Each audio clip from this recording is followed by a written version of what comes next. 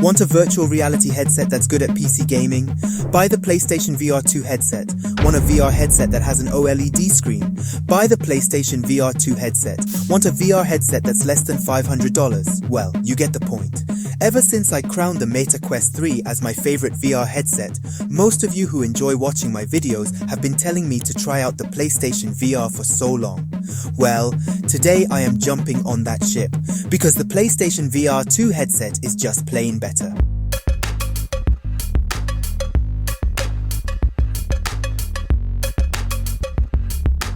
I don't mean to stretch this compliment. I mean in some ways. But is it better than anything you can buy for PC gaming? For those who already own a PS5, you're ready to leap headfirst into the world of high-fidelity VR gaming at an unprecedented price. That's if you want to play one of these games. Out of the gate, it's got some downsides, and as a VR lover, you better believe I'm gonna be looking for them with an extremely critical eye. Let's find out if they can change my mind. A seasoned Quest 3 lover, right out of the gate, I was impressed by both the weight of the headset itself and the thinness and lightness of the tether. Removing wires entirely would be ideal, but if you're stuck with them, the headsets become super heavy. And there are lots of other things to experience here. For example, the head straps expand quickly and easily with this button to fit even the largest of noggins, and they've used a specially textured silicone rubber, both at the back and at the front, that's designed to be comfortable.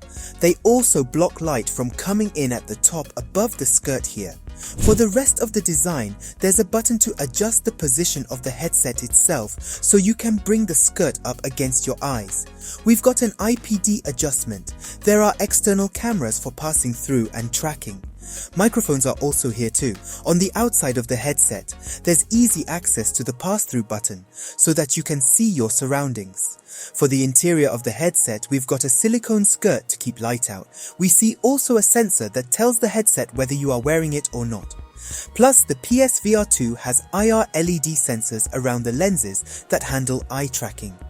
This translates to the headset telling where you are looking and rendering higher quality visuals depending on what part of the scene you are focused on. What you won't find is any kind of integrated speakers, which is probably for the best, because I pretty much promise you that they're included 3.5mm earphones are going to sound a lot better than the Meta Quest.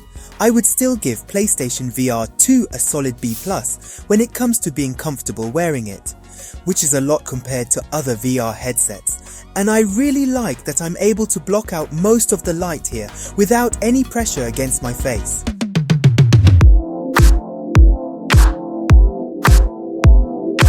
Moving to the controllers, the PSVR 2 controllers have improved, making them super easy to tighten on your wrist and loosen. They actually look like VR controllers with things like the ability to squeeze the grips. They are close to your hands and have easy access to your dual joysticks as well as your circle, triangle and square buttons. The haptics on the PSVR are similar to those on the PlayStation 5 controllers. There's now a motor in the headset and the new controllers vibrate during gaming. For example, when I was rock climbing in Horizon Call of Mountain, you could feel the vibrations when you grip the rocks. I only have a few complaints about the controllers. They are a little heavy, and I've heard that people with large hands are having trouble with the way the controllers go around them. If you have large hands, that might be a bit of a disadvantage. Another little drawback for the controllers is that while they support USB-C charging, they can't be charged while playing, so I don't expect you to use them for more than 4 hours of their battery life. But if you forget to plug them in after a session, you might be shocked the next time you try to jump into VR for that reason.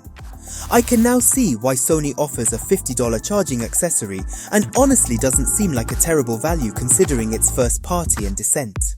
For my final verdict, all I can say is that as much as there's no way to make the comparison between this headset and any PC VR experience, whether it's a more budget-oriented one, like the Meta Quest, neither of those VR headsets has a display that even begins to touch the one in the PSVR 2. But right now, the experiences available on the PlayStation 5 are fairly limited compared to the vast games that you have access to the PC. Overall, the PSVR 2 isn't revolutionizing VR gaming, but it's miles better than the first PSVR in 2016. You would expect and hope a lot of things would have changed in nearly 6 years, and they do, all the way from the simplicity of the hardware to performance.